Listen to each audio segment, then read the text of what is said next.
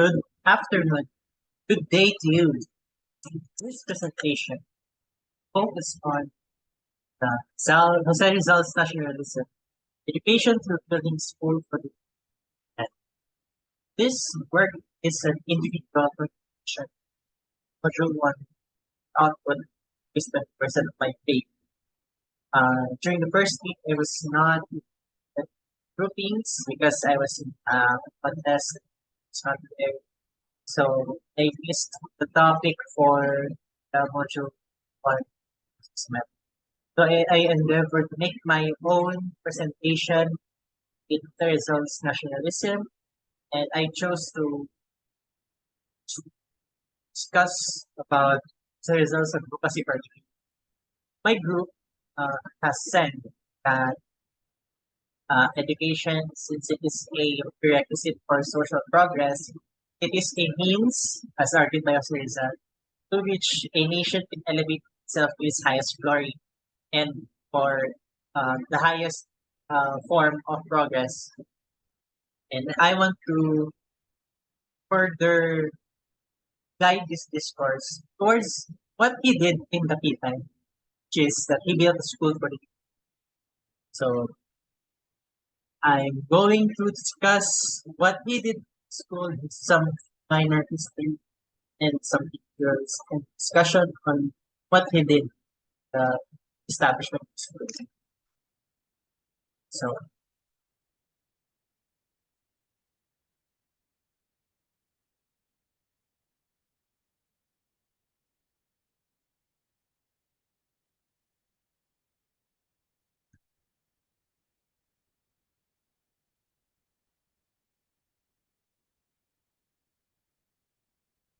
okay. July 17, 1890, Rizal was exiled to Dapitan, Zamboanga del Norte. Zamboanga del Norte is somewhere in Mindanao, so it's very far from somewhere before he was exiled. He stumbled upon the city. It was quiet, it's a quiet, dark place, and he found out to improve the state of his place. So, since he was exiled, why not try to improve the place? But you can see, for 4 years, he put his talents, skills, and knowledge to good use to improve the conditions in the planet. He became a businessman, scientist, architect, engineer, scholar, doctor, most importantly, educator. He did a lot of contributions to the planet, some of which are building a relief map of the town, or he taught the people by the uh, by the shore how to fish. Invented. He helped build the water system as a surveyor, architect, was a water system that back then. But what I want to focus on right now is this was it should be the focus of this presentation. So this is Rizal Studies High School. As you can see on the right, there's the Casa Quadrada. This is where the dormitory and workshop of Rizal School was. So a bit of background. He observed the culture, tradition, sociological states of the countries he traveled to, like in Europe, United States, Japan. And he observed the educational systems there. It was modern. He applied that to his ideas on building school. So he takes up provided with to exercise pedagogical concepts. Therefore, in 1893, until his end of his exile in 1896, he had a school. Initially, there were 3 enrolled students at one, and what he taught to them was unique. The subjects contributed holistic well-being and intellectual attainment for being a polymath. So we all we have all heard that Sir Rizal was a polymath. Being a polymath is actually it's also called being a Renaissance man. So yes, he's interested in a lot of topics. He's an expert in geography, history, arithmetic, science, math, ethics, morality, philosophy. Because the disciplines were not as specialized as they are now, uh, So nowadays we have an expert on a certain field, but back then the studies were broad, so you had to know everything to become a polymath. And a polymath uses his expertise on a lot of fields to solve problems. And that's what Rizal was trying to attain here in his education. So here's the details from his his schooling. So he went with his 21 pupils.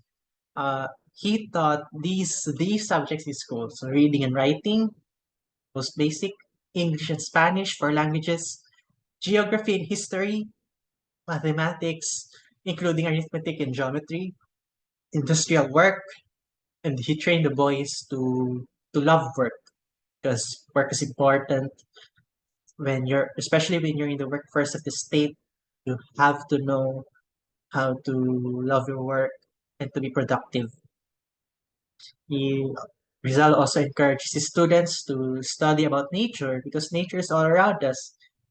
And additionally, just as an aside, he discovered new species of beetle, of frog, and which were submitted to Europe, and they were named after him, the scientific name. So these new species had the scientific name of Rizali at the end.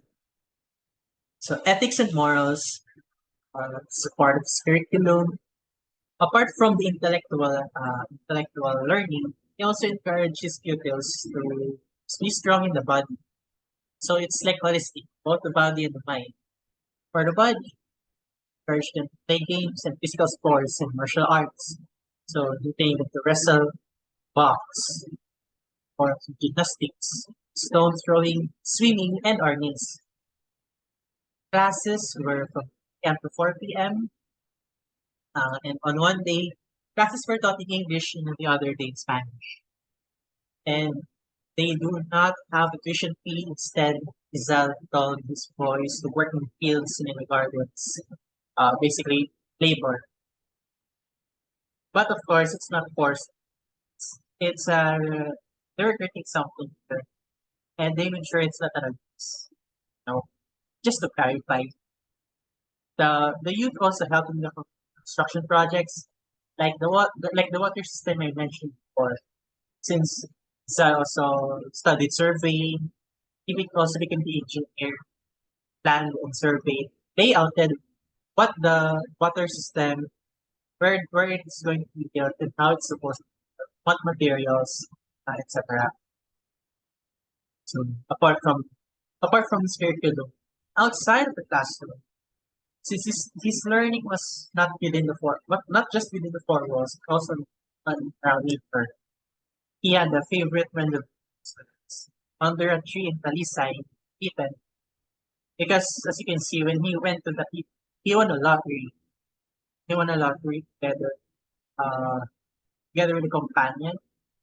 I think that uh, represented like the Barangay Chairman. Won a lotto and this lotto he bought a land for his agricultural purposes. He names the design. He would have his students sing a poem he composed, Himno at Talisay or Hymn to Talisay. So I would like to point to the fifth stanza.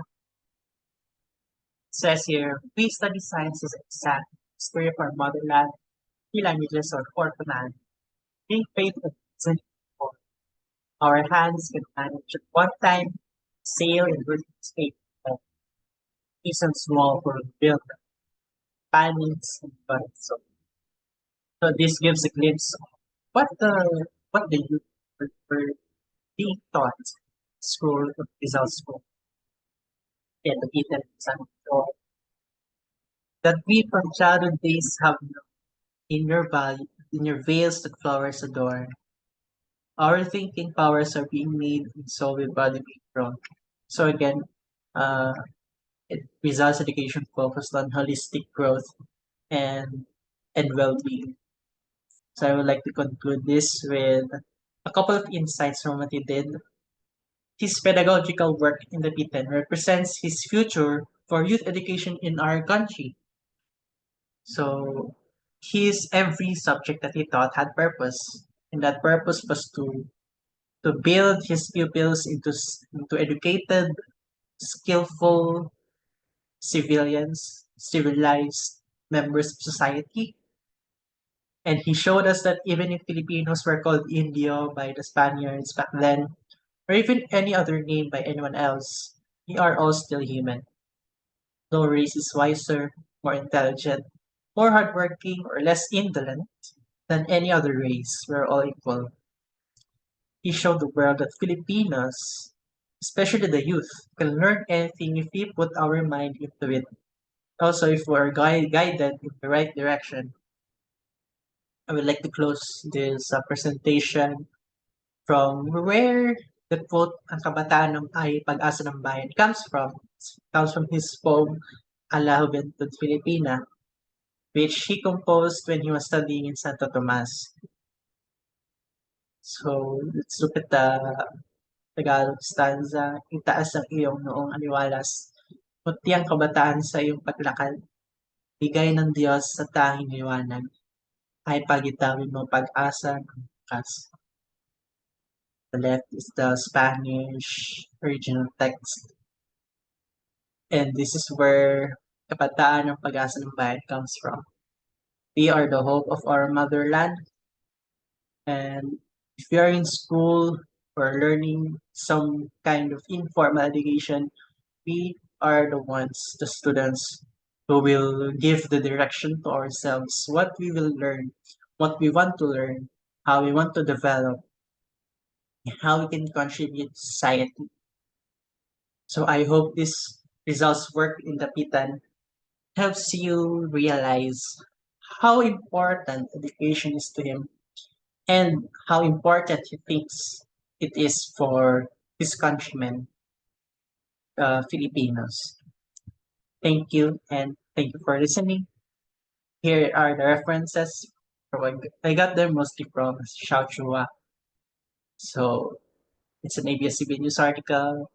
And also Xiao Time. It's a transcript of television podcast when he was when he was in Dapitan. I used a blog post, Life and Works of Rizal, Blogspot. I also used Zaide and Zaide as a result. Life Works and Writings of a Genius Writer, Scientist, and National Hero. Yeah, this book. That's the title right there in the fifth. It's the fifth entry. I use them as references for this story, and I hope when you wish to obtain this information, this will suffice. There, and that's the end of my presentation. Uh, yeah, thank you for listening again.